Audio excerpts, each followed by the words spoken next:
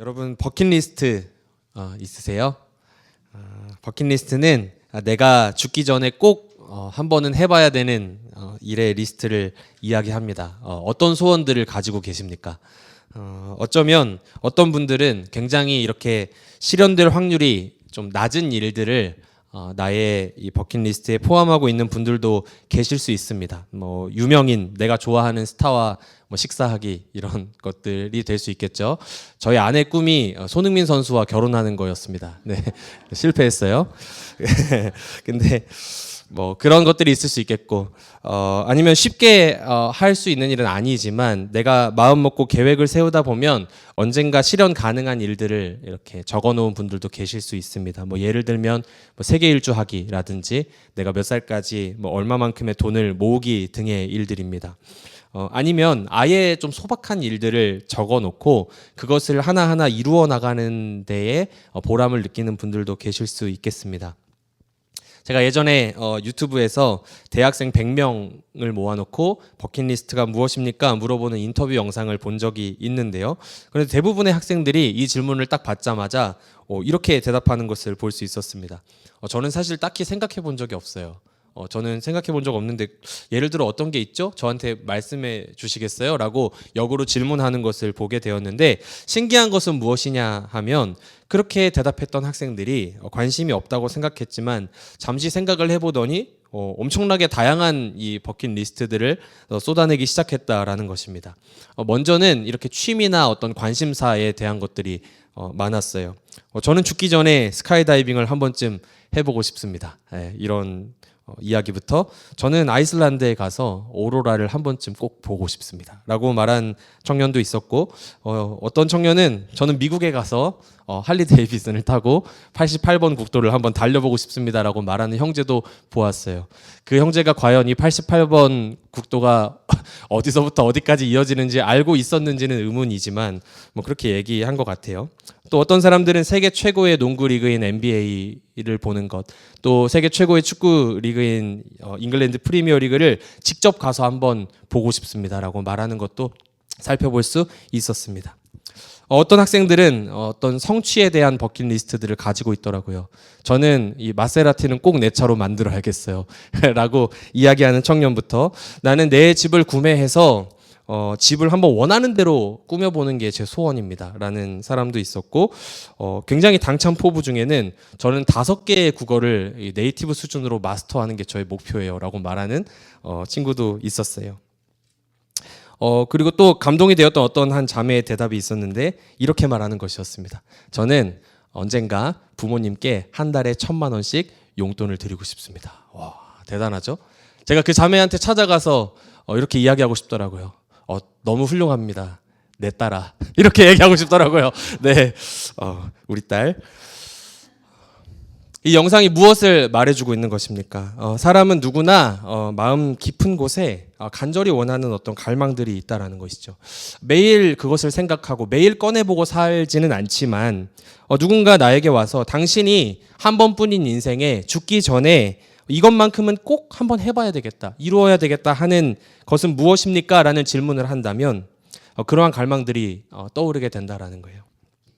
근데 오늘 본문에 보니까 굉장히 특이한 이 버킷리스트, 내가 죽기 전에 꼭 이루어 봐야 되겠다라고 하는 소원이라고 보기에는 조금 이해하기가 어려운 일들을 하나님께 구하는 사람이 등장을 합니다. 그 사람이 바로 아굴이라는 사람인데 오늘 본문인 잠언 30장은 이 아굴의 기도를 담고 있습니다. 이 아굴이라는 사람의 정보는 사실 많이 나와 있지 않아요. 시작하는 이 30장 1절에서 이 말씀은 야게의 아들 아굴의 잠언이다라고 알려줄 뿐입니다.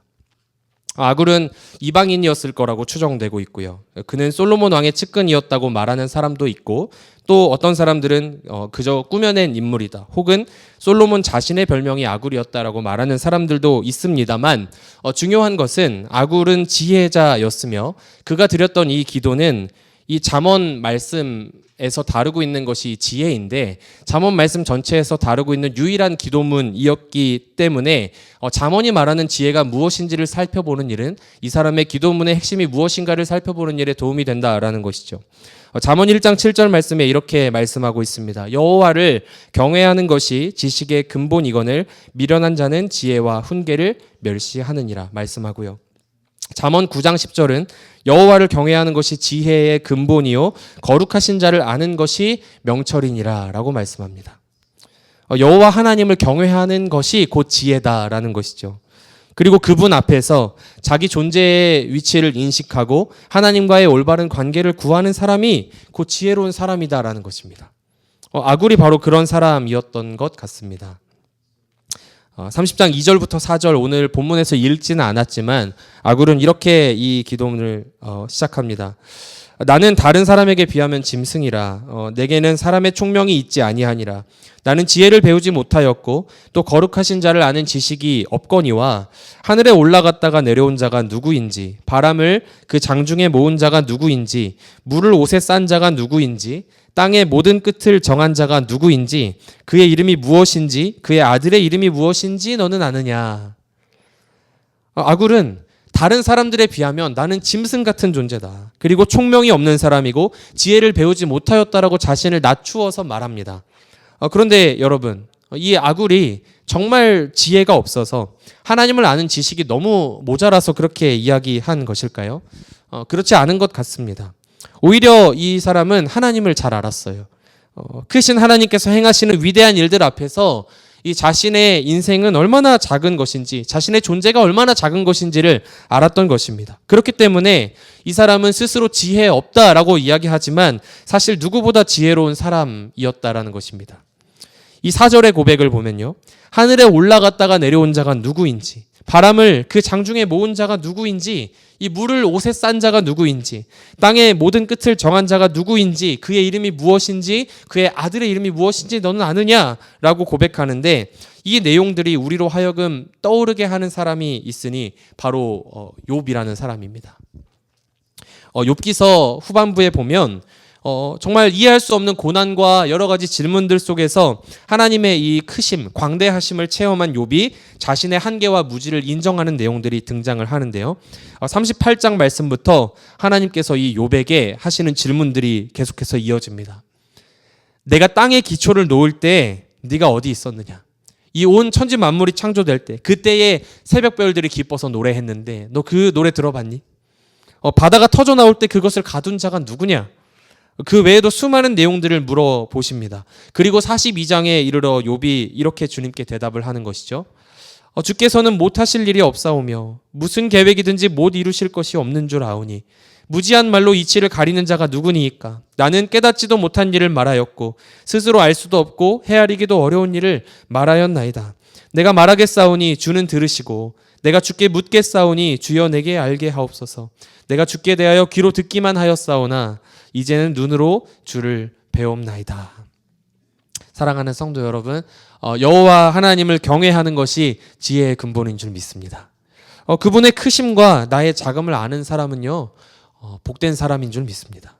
그렇다면 그 지혜로운 기도를 드렸던 이 지혜자의 버킷리스트는 과연 무엇이었는지 함께 살펴보기를 원하는데 오늘 본문 말씀을 한 번 더 읽어보도록 하겠습니다. 잠언 30장 7절부터 9절 말씀인데요. 내가 두 가지 일을 주께 구하였사오니 내가 죽기 전에 내게 거절하지 마시옵소서. 곧 헛된 것과 거짓말을 내게서 멀리 하옵시며 나를 가난하게도 마옵시고 부하게도 마옵시고 오직 필요한 양식으로 나를 먹이시옵소서. 혹 내가 배불러서 하나님을 모른다 여호와가 누구냐 할까 하오며 혹 내가 가난하여 도둑질하고 내 하나님의 이름을 욕되게 할까 두려워함이니이다. 아멘. 아굴은 하나님께 자신이 죽기 전에 이것들을 자신에게 이루어 달라, 거절하지 말아 달라라고 간구합니다.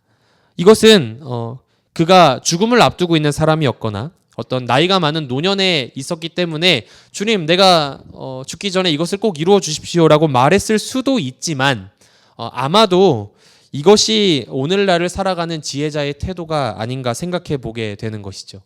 나에게 주신 삶이 유한합니다. 끝이 있습니다.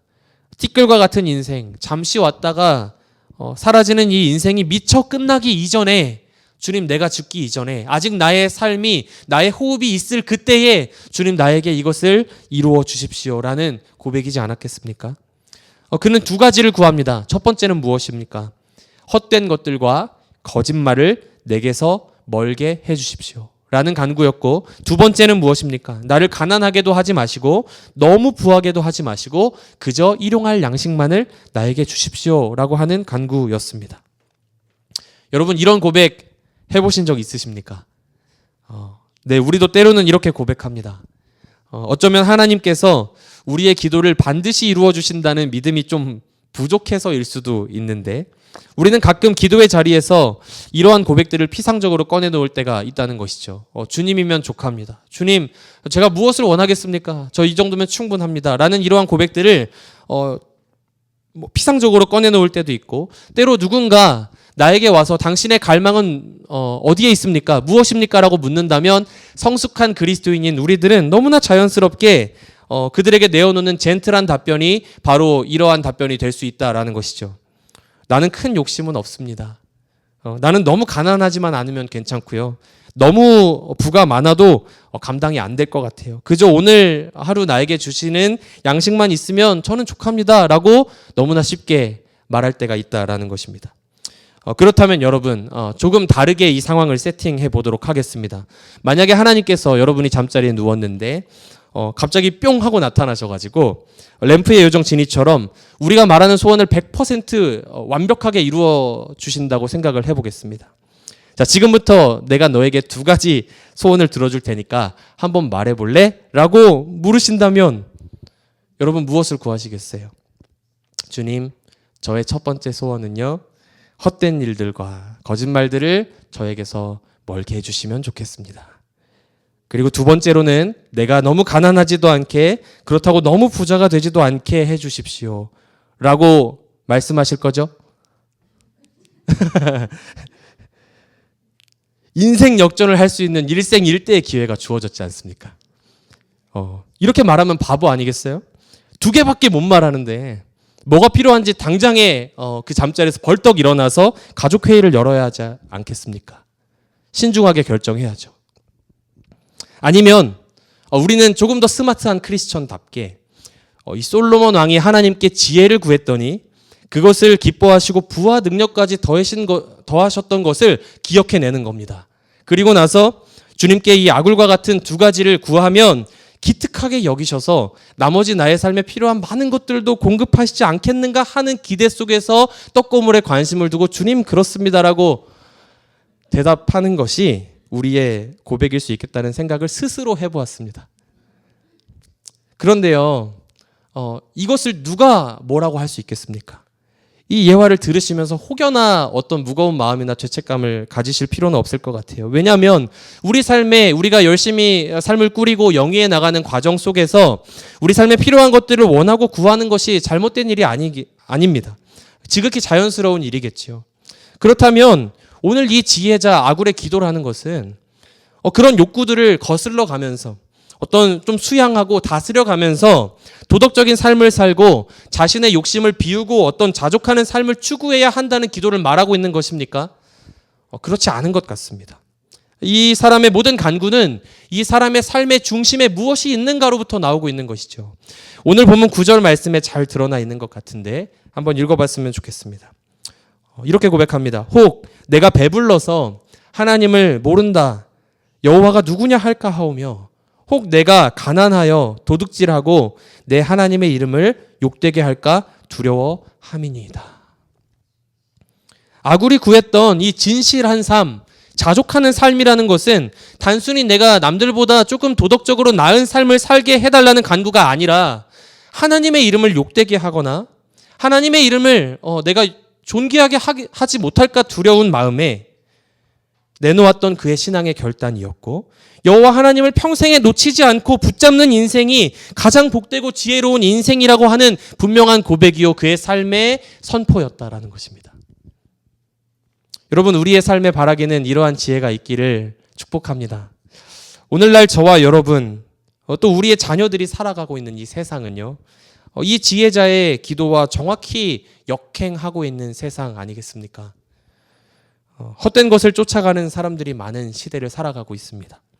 더 자극적인 것, 더 눈에 띄는 것, 남들보다 남부럽지 않게 사는 것, 조금 지나면 생각도 나지 않을 어떤 일들을 위해서 나의 물질을 쏟고 시간을 쓰며 마음과 감정, 체력을 소비하면서 살아가는 사람들이 넘쳐나는 세상을 살아가고 있습니다. 또 이 시대는 이 거짓에 굉장히 관대한 시대인 것 같습니다. 너무 솔직하게 살면 바보가 되는 세상 아닐까요? 여러분 가끔 고민되지 않으십니까? 자녀가 없으신 분들도 있으시겠지만 자녀에게 정직해야 된다, 신실해야 된다라는 것을 가르치지만 그것만 가르치는 것이 옳을까? 라는 생각을 할 때가 있다는 것이죠. 저는 고민되더라고요. 왜냐하면 그렇게 살면 상처받기 쉬운 세상이기 때문입니다.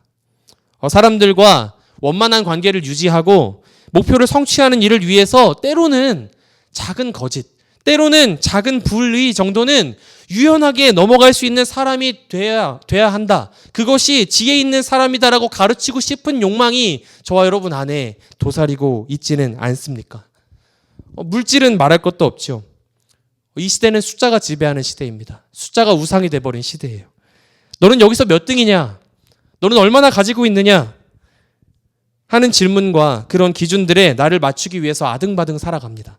그리고 자녀들을 그 경쟁의 틈바구니 속으로 은근슬쩍 밀어 넣습니다. 이것이 지금은 힘들지 모르지만 결국에 너희들의 인생을 잘되게 하는 길이라고 스스로 믿으면서 말이죠. 그런데 과연 그렇습니까?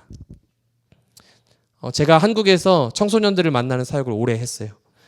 아이들에게 하나님을 경외하는 삶이 가장 복된 삶이요 지혜로운 삶이다라고 하는 이 단순한 진리를 가르치는 일이 얼마나 어려운 시대가 됐는지 모릅니다. 고등부 사역을 해보면요, 시험 기간에 자연스럽게 출석 인원이 줄지요. 그 아이들을 정죄하고 싶은 마음이 없습니다. 자연스러운 일이에요. 주일에 학원 안 가면 진도 따라가기 힘들고 그 상황을 모르는 사람이 어디 있겠습니까? 그런데 문제는 뭐냐면 그런 것들이 너무 자연스러운 일이 된 거예요. 야, 시험 기간인데 교회 안 나와도 괜찮아. 부모님도 선생님도 심지어 교역자들도 누구도 그렇게 얘기해 주지 않는 것입니다. 하나님께 예배하는 일을 제쳐두고 한두 시간 더 공부하는 것이 과연 너의 삶을 진짜로 더 복되게 하는 게 맞니? 진짜로 그 학원 선생님이, 학교 선생님이 너의 삶에 진짜 중요한 구원의 문제를 해결해 줄 수 있는 것이 맞니라고 이야기하는 교역자는요, 고리타분하고 비상식적인 사람처럼 여겨지는 시대더라라는 것이죠. 우리 목사님은 세상을 너무 모르셔. 그렇게 살아가지고 어떻게 이 험한 세상 우리 아이들이 살아가겠어요? 그 명분도 굉장히 분명하게 정리되어 있습니다. 직분자 자녀도 예외 없어요. 학생의 본분은 공부이니 당연히 그것을 최우선으로 하는 게 맞지 않겠습니까? 입시가 끝나면, 이 입시만 좀 끝나면, 아이가 성인이 되면 그 모든 이 어려움이 지나가고 나서 더 좋은 환경에서 마땅히 하나님을 잘 섬기며 살아갈 때가 옵니다. 아시잖아요. 저희도 다 그랬잖아요. 오히려 그것이 하나님께 더 영광이 되지 않겠습니까? 라고 말씀하시는 것이죠. 그런데요, 오늘 이 지혜자 아굴은 무엇을 알았던 것입니까? 사실 우리가 그렇게 강한 존재들이 아니다라는 거예요. 혹 내가 배불러서 하나님을 모른다, 여호와가 누구냐 할까 하오며, 혹 내가 가난하여서 도둑질하고 내 하나님의 이름을 욕되게 할까 두려워함이니이다. 살아가면서 헛된 것들을 쫓아 살아보니까 이 지혜자가 하나님께 멀어지는 일들이, 그러한 시간들이 있더라라는 거예요. 작은 거짓들을 조금씩 용납하면서 살아가다 보니까 주님의 계명이 더 이상 잘 생각나지 않는 때가 오더라라는 것입니다. 우리는 우리 자신의 마음과 우리의 믿음을 스스로 잘 컨트롤할 수 있고 얼마든지 우리가 원하는 것들을 구하고 누리고 그 가운데서도 하나님을 향한 믿음을 굳건하게 지킬 수 있다고 생각하지만 사실은 사람은 얼마나 연약한 존재인지, 조금만 배불러도 하나님을 모른다 하기 쉬운 것이 우리의 인생이며, 조금만 가난하면 하나님의 이름을 욕되게 하고 실수할 가능성이 다분한 존재가 바로 저와 여러분의 존재다라는 것입니다. 그래서 이 지혜자는요, 오늘 이 기도를 통해서 우리에게 무엇이 가장 중요한 삶인지에 대해 가르쳐주고 있는 것이죠. 바로 무엇입니까? 이 잠언이 말하고 있는 지혜. 여호와 하나님을 경외하고 그분을 놓치지 않는 인생. 하나님의 이름을 가장 존귀하게 여기는 인생이야말로 가장 지혜롭고 복된 인생이라는 사실을 기억하시기를 축원합니다. 사랑하는 성도 여러분, 오늘날 그렇게 사는 사람들이 점점 줄어가고 있지는 않을까요? 세상에서 조금 미련하다는 소리 들어도 주님 앞에서 좀 그렇게 살아가야 하지 않겠습니까? 우리 자녀들이 장성하여서 자신의 의지로 하나님을 향한 믿음을 선택해야 하는 때가 올 것입니다. 지금은 부모님 따라서 교회에 나오고 열심히 믿음 생활하는 것처럼 보이지만 언젠가 이 세상에 홀로 서는 그때에 하나님을 향한 믿음을 스스로 선택해야 되는 그때가 왔을 때 떠올려내야 하지 않겠습니까? 우리 아빠 엄마가 나에게 주신 가장 큰 가르침과 지혜가 있다면 바로 그것은 다른 것이 아니라 하나님을 경외하는 삶, 주님의 이름을 존귀하게 여기는 인생이 복되다는 사실이었다라고 말입니다. 사랑하는 성도 여러분, 정말 그렇게 살아가기를 원하십니까? 그렇다면 우리가 바라보아야 할 분이 계시니 바로 우리 예수님이시죠. 주님은 철저히 하나님 아버지와의 사랑의 관계 안에서 그분의 말씀에 순종하는 삶을 살아가셨습니다. 헛된 것과 거짓, 물질의 유혹 앞에서 참된 지혜, 주님의 말씀을, 진리를 쫓아가는 삶을 선택하신 분, 승리하신 주님이 우리보다 앞서 걸으시기에 우리도 그 길을 따라 걸을 수 있는 줄 믿습니다. 예수님께서 공생애를 시작하실 때 광야에서 시험 받으셨어요. 사탄은 예수님께 이 세상의 모든 영광과 부요함을 약속했습니다. 그러나 예수님은 말씀으로 그것을 대적하시고 끝까지 진리를 붙드셨죠. 그리고 그 지혜로운 길을 끝까지 흔들림 없이 걸어가셨습니다. 오늘 그 주님을 다시 한번 우리 삶의 주인으로 모셔드리고 하나님을 경외하는 삶이 가장 지혜롭고 복된 삶임을 다시 한번 새기는 은혜가 저와 여러분에게 있기를 소원합니다. 말씀을 마무리하겠습니다. 우리 인생에 실패가 있다면 그것은 가난도 질병도 고난도 아니라 그 모든 일들 가운데 우리의 주인 되신 하나님을 놓치고 그분의 이름을 욕되게 하는 인생일 것입니다. 우리 인생에 성공이 있다면, 우리 자녀들의 인생에 한 가지 성공이 있다면 우리 주님 붙드는 인생이 성공인 줄 믿습니다. 가장 안전하고 가장 복되고 가장 행복한 인생. 저는 주님께서 만약 저에게 물으신다면 저도 자녀가 있는 아빠이지 않겠습니까? 너의 자녀가 이 세상에서 필요한 성공들을 이룰 수 있는 길들을 허락해 줄게. 그런데 그 길을 걸어가는 가운데 말씀이 잘 보이지 않는 때가 있을 수 있을 거야. 그 길을 걸어가면서 이 세상에서 선택하는 것들이 하나님이 말씀하시는 길과는 멀 수 있다고 한다면 무엇을 선택해야 될까요?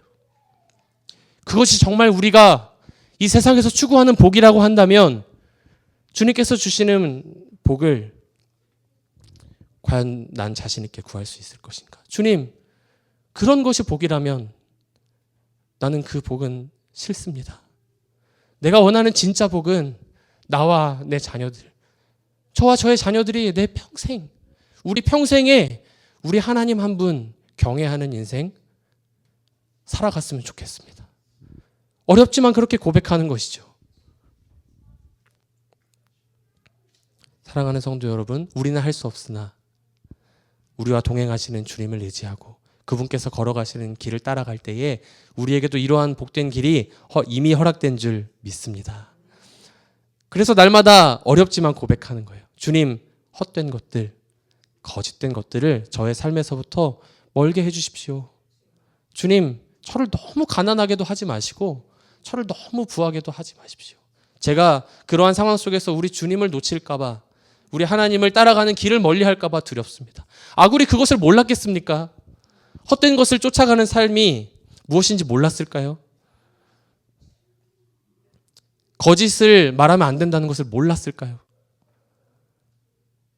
정말 그냥 나는 가난하지도 부하지도 않은 자족하는 상태가 가장 좋다라고만 생각했을까요?